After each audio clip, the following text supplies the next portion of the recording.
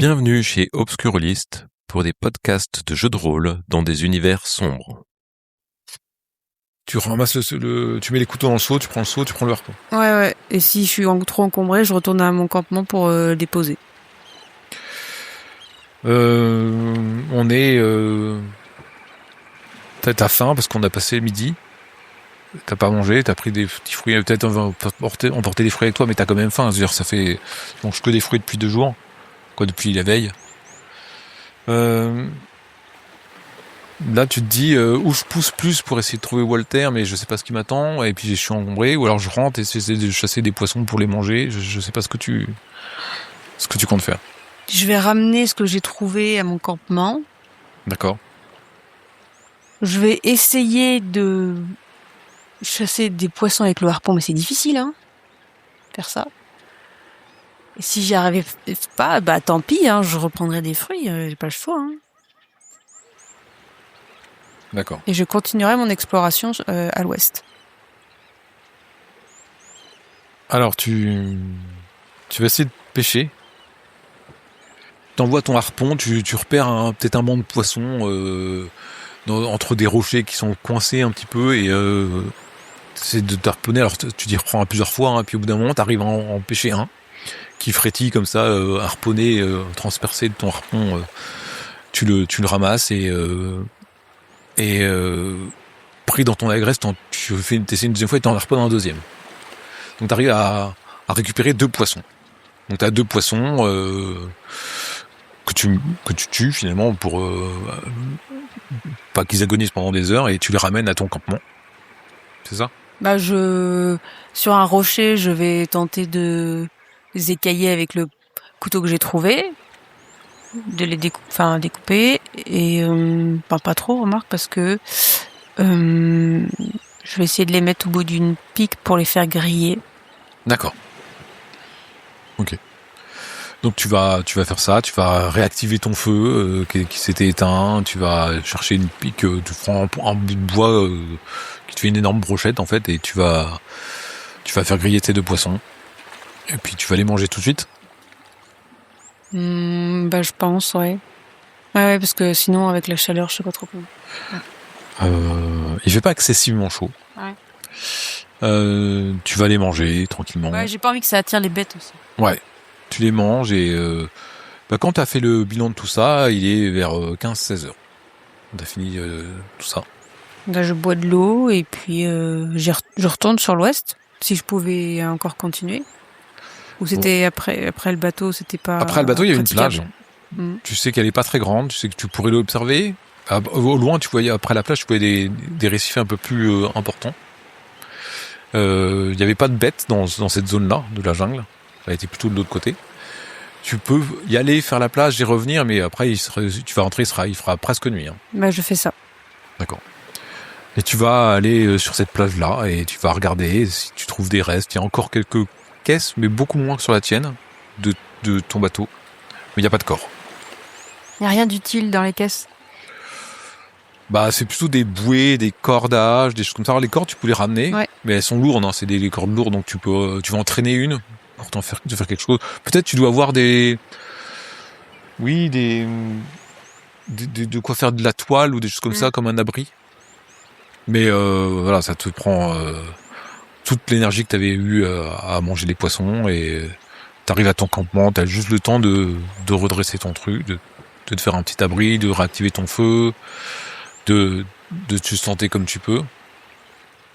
Et ce soir, alors que tu es assise dans ton campement, que la brume est assez persistante, il y a une lune gibbeuse qui est sur l'horizon, qui veille sur l'océan tranquille. Et alors que tu regardes pensivement cet océan qui t'a amené ici, que tu penses peut-être à Walter, qui doit sans doute en vie quelque part, et que tu te demandes peut-être comment est-ce que tu vas pouvoir alerter des secours pour qu'on vienne te chercher. Tu dis que le bateau, peut-être, sa navigation a été déclarée, mais ça met des jours. Donc, tu regardes comme ça l'océan, et tu vois une éruption qui semble se produire sous les vagues. Un grande gerbe d'écume qui jaillit. Tu vois des tentacules qui se dressent au milieu des vagues. Des poissons qui volent dans les airs. Et parfois une masse qui se dresse au-dessus de l'eau, semblant te surveiller d'un œil étranger. Tu peux même apercevoir des becs grinçants de ces créatures. Et elles replongent.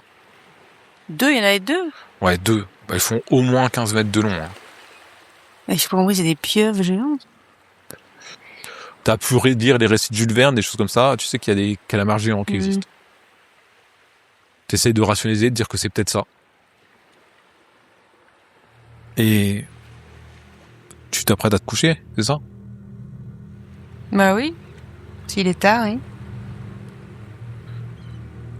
La brume revient et... Dans la brume, tu savais que t'étais observé. Un court instant, il te semble voir une forme dans la brume. Un humain peut-être, ou un être humanoïde qui semble complètement déformé, peut-être mutilé. Il a les bras qui se plient dans l'autre sens, il a la tête complètement inclinée, tu crois apercevoir sa bouche en haut et ses yeux en bas, et une grande incision en plein milieu du visage, et elle disparaît d'un seul coup, comme elle est venue. J'ai peur, en fait. J'ai très peur. Je me recroqueville. Je pense que je vais essayer de rallumer le feu, parce que ça m'a réveillée D'accord. en pleine nuit, et je mets une couverture autour de moi, et je me mets dos à un arbre. Enfin, T'as peut-être mis ton harpon en pique comme ça, fiché devant toi, pour si quelqu'un arrive, il se le prend. Tu as ton couteau à portée de main. T'as très peur parce que tu te dis que c'est peut-être cette créature-là qui t'a observé depuis la jungle.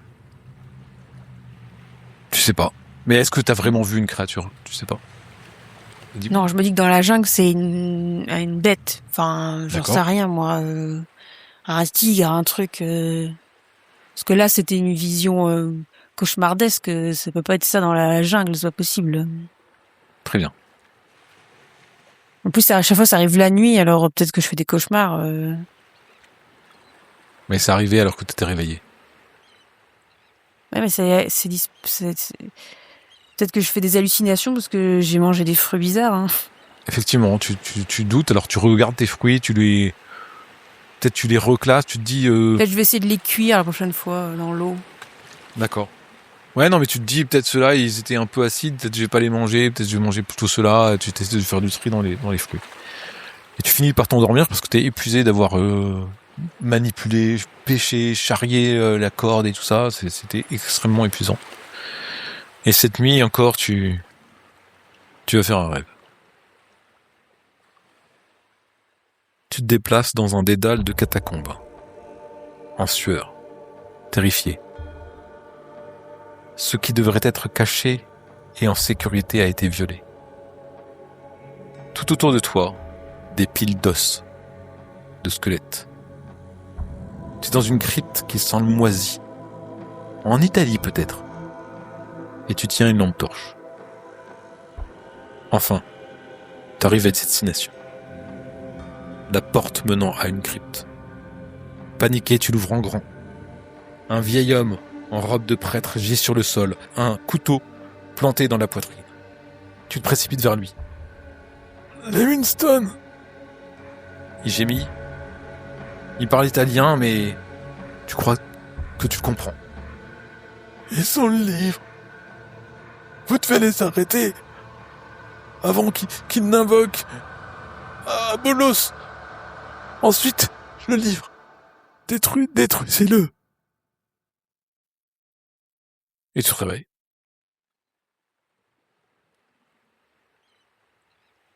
Ça me dit rien, ça, par rapport à ma vie. Et Parce que je me demande si j'ai pas les souvenirs d'un de mes parents, là, mais ça te dit rien, le livre, tout ça te dit rien. Tu te dis, c'est mes parents, qu'est-ce qui se passe? Ça fait appel à quoi? Puis il y a un nom qui te revient, Livingstone. Livingstone, ça te dit quelque chose. Tu penses à des livres, Livingstone, ça te dit quelque chose, tu réfléchis. Et tu penses que c'est peut-être le professeur Clive Livingstone. C'est un professeur universitaire. Université américaine. Pas loin de Boston. Peut-être la Miskatonic University. Mais comment je le connais? Parce qu'il cherchait des textes classiques et médiévaux sur de la magie rituelle. C'est quelqu'un qui a voyagé et qui avait fait des recherches sur des livres un peu occultes qui parlaient de sorciers et de sorcières. Et en Angleterre, il y a pas mal de livres comme ça. Et toi, c'est quelque chose qui t'a aussi un peu intéressé dans l'occultisme, la magie blanche, la magie noire, ce genre de choses. Et t'es pas sans savoir ce qui s'est passé à Salem, aux États-Unis. Donc c'est un nom que t'as souvent croisé dans des documents, en fait. Je comprends pas pourquoi je rêve de ça maintenant. Alors effectivement, tu Sur comprends cette pas. île. Tu comprends pas non plus pourquoi t'es sur cette île et tu te rappelles que tes parents expérimentaient des choses étranges aussi de leur côté. Ah bon? Je sais plus trop comment ils sont morts. Mais je sais que s'ils étaient comme toi, un peu à la marge de la société, ils s'intéressaient à des choses pas très chrétiennes. Je comprends pas pourquoi il y a aussi peu de corps sur l'île. Où sont tous les passagers? Où est le bateau? Peut-être qu'ils sont noyés aussi. Peut-être qu'ils ont été mangés. Peut-être qu'ils sont de l'autre côté de Par l'île. qui? Par quoi? Bah, les bestioles que t'as vues dans l'eau, là. Bah, avec la bestiole qui grogne, j'ai pas trop envie d'explorer dans la forêt. Donc, Alors, t'as repéré qu'elle était d'un côté Mhm. et pas de l'autre. Ah oui. Tu sais que maintenant, t'as un harpon. Un harpon, c'est quelque chose d'assez long, quand même, qui peut comme une lance. Ouais, j'aimerais bien trouver, je sais pas, quelque chose en dur, tu vois, une grotte ou... Ok, bah je vais sur du côté ouest de l'île avec mon harpon pour explorer dans la jungle. D'accord. J'ai pas grand chose d'autre à faire.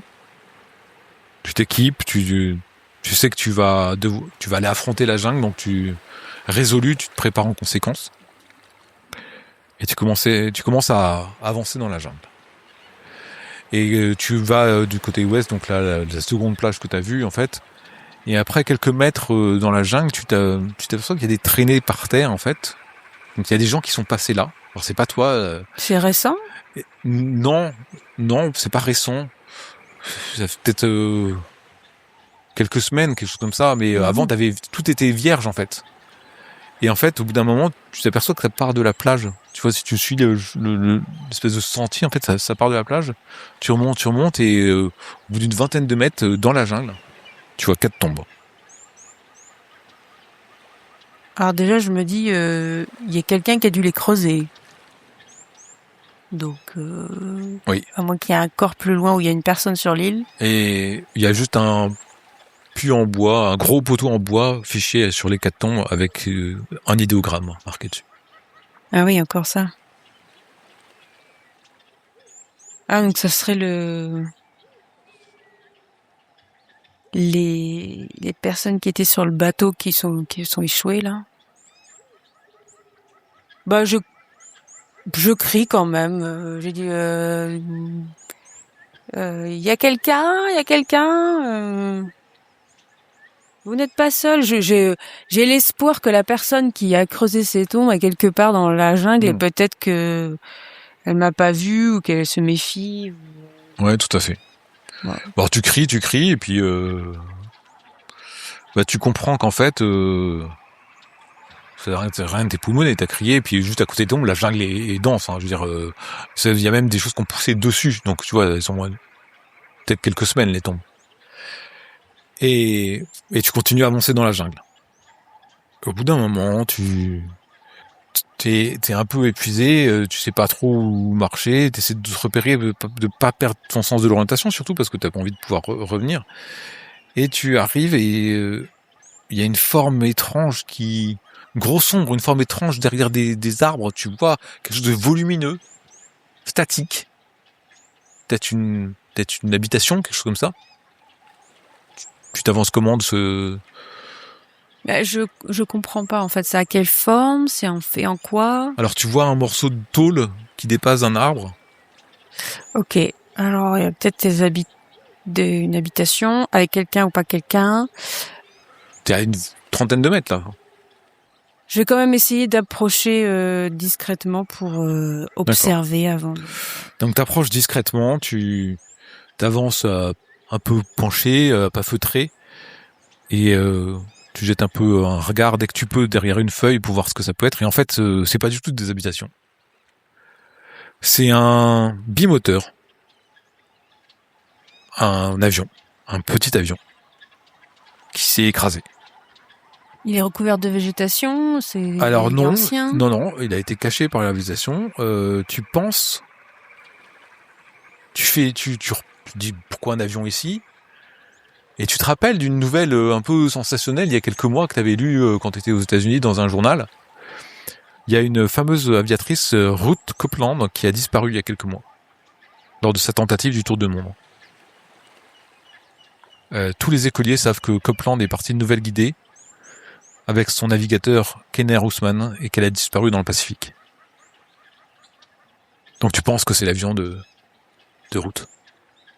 Eh bien, oui, je m'approche de l'avion avec l'objectif de trouver quelque chose d'utile, toujours, en tant que survivante sur une île déserte.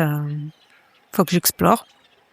Tu regardes un petit peu ce qu'il y a dans l'avion. Alors, il n'y a pas de corps. Aucun des passagers. Ils étaient 2, a priori, si c'est l'avion dont tu penses, auquel tu penses. Tu trouves 4 parachutes, puisqu'il y avait 4 places, donc derrière les 4 fauteuils, il y a 4 parachutes. Tu trouves un seau, une flasque, une machette, une carte du monde, un revolver calibre 32 à 6 coups. Tu trouves aussi une radio qui peut potentiellement se transporter. Je vais voir si elle fonctionne sur place, non? Alors quand tu l'allumes, t'as du mal à capter un signal, ça stridule, tu vois, t'entends des bruits parasites, t'as rien. Et au bout d'un moment, tu entends quelque chose et t'entends les cris de la bête que t'as entendue dans la forêt. Dans la radio? Dans la radio. Je coupe la radio. D'accord. Je comprends pas. Oui, c'est très étonnant. Ou alors il y a un récepteur, un émetteur, ça n'a pas de sens.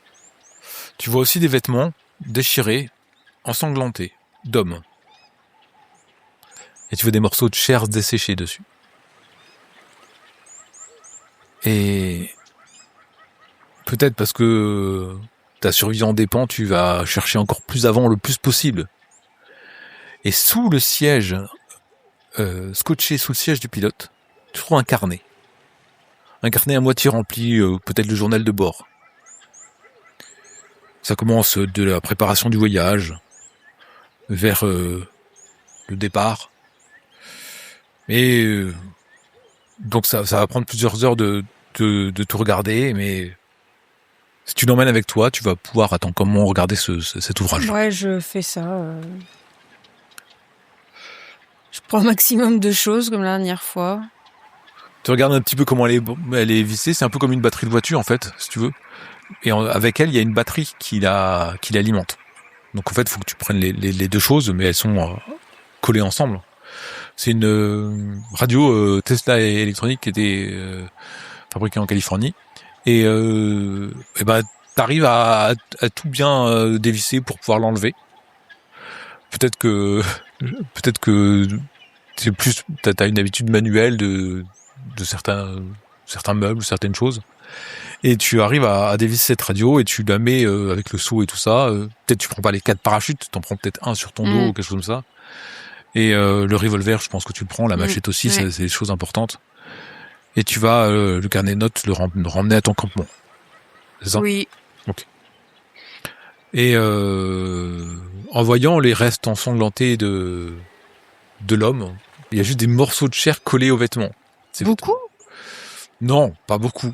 Mais ça fait, c'est étrange la façon dont c'est fait en fait. Tu sais pas trop si c'est fait attaquer par c'est pas un homme qui l'a attaqué, peut-être qu'il s'est fait attaquer par une bête, mais t'as l'impression que ça a fusionné un peu comme si ça avait fondu avec son vêtement. Mais il y a tout le corps ou... Non, il y a juste ses vêtements qui restent. Et il y a comme si ils étaient sortis de ses vêtements, et il y a des morceaux de chair qui étaient restés collés aux vêtements. C'est assez étrange. Et tu vas regagner ton campement avec toutes tes affaires, peut-être manger aussi, tant que tu y es. Mhm. Toi, tu vas réussir à essayer de pêcher un poisson. Ouais, Par contre, suppose, hein. je sais pas si t'en as envie de pêcher un poisson. Faut que je varie. Poisson, fruits, oui. D'accord. Je fais ce que je peux. Quand tu essaies de pêcher un poisson, tu t'aperçois qu'il y en a beaucoup, beaucoup moins que la veille. Ah. Et tu te rappelles les créatures que tu as vues manger des bancs de poissons la oui. nuit. Donc il y en a beaucoup moins, mais tu arrives quand même, bon an, mal an, à en pêcher un petit. Mm. Et tu vas te mettre avec ce carnet que tu vas compulser, sans doute. Oui. D'accord. Et donc tu vas compulser le carnet. Et ça va te prendre l'après-midi en fait de regarder un petit peu, de faire le tri dans tout ce qu'il y a. Et au bout d'un moment, tu vas en tirer les plus grandes lignes, les passages les plus importants. C'est, oui, comme un carnet de bord, journal de bord. 12 mars. Curieuse requête de Clive Livingstone. Me demande de larguer un paquet au-dessus de l'océan. Dit qu'il y a urgence et que ses explications me paraîtraient invraisemblables et me demande d'être indulgente. Alors je me dis, est-ce qu'on parle de cette île-là ? Est-ce que ça veut dire que Clive Livingstone est sur cette île ? 14 mars. Livingstone est passé avec son colis. J'avais totalement oublié sa demande avec tous les préparatifs en cours.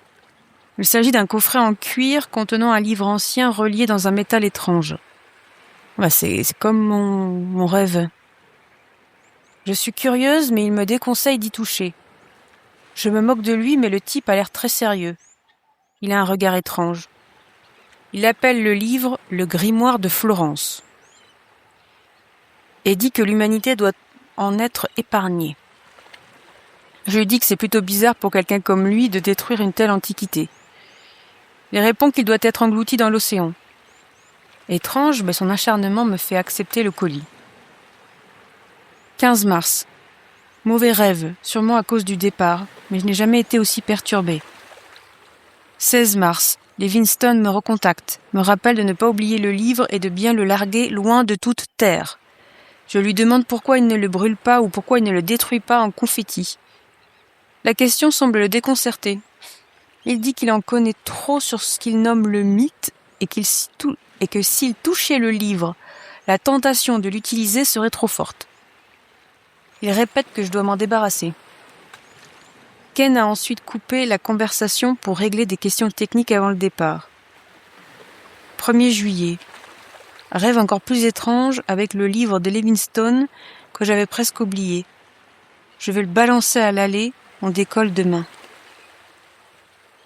J'en déduis que s'ils se sont crachés sur cette île, il y a un risque pour que l'ouvrage soit sur cette île et pas dans l'océan, ce qui expliquerait aussi pourquoi j'ai fait des rêves étranges concernant Livingstone. Mais...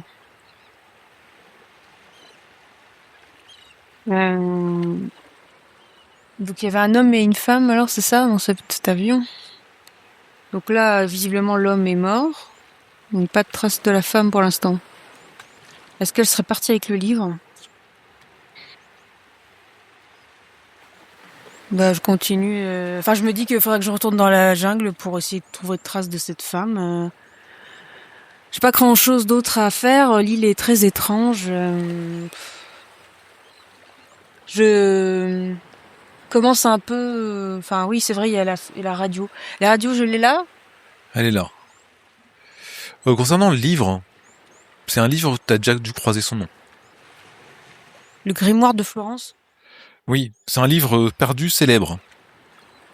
Il a été cité dans de nombreuses œuvres médiévales, mais il est disparu depuis la guerre de 100 ans. Il est censé avoir une couverture métallique et être maudit. Ah oui, ça correspond à mon cauchemar.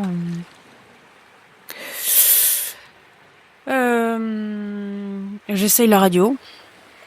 D'accord. Donc tu vas essayer de trifouiller la radio, tu as ces mêmes variations de fréquence, tu as du mal, tu tournes des différents boutons, tu essaies de trouver quelque chose et au bout d'un moment, tu distingues une voix un peu distante, tremblotante, tu ne sais pas trop, qui est parasitée par ces sifflements. C'est difficilement audible.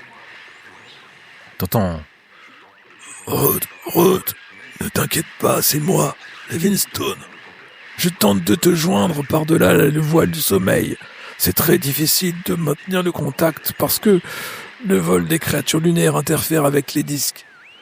Je t'ai mis en grand péril, je dois t'avertir. Et puis, c'est brusquement coupé.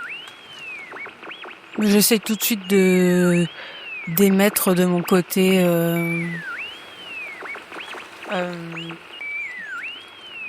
Je dis je suis une survivante. Je ne connais pas Ruth, mais j'ai trouvé sa radio. Son avion s'est crashé sur l'île. Donc tu dis ce message, tu essaies de tourner, d'avoir une réponse. Et pendant que tu cherches, tu tâtonnes, tu réalises qu'en fait, mais Livingstone, il est mort. Il est mort d'une crise cardiaque dans l'université Miskatonic il y a quelques mois. Il a dit une phrase étrange. Il a dit par-delà les voiles, c'est ça, il a dit? Le voile du sommeil. T'as l'impression qu'en fait, il y a quelqu'un qui te parle de l'au-delà.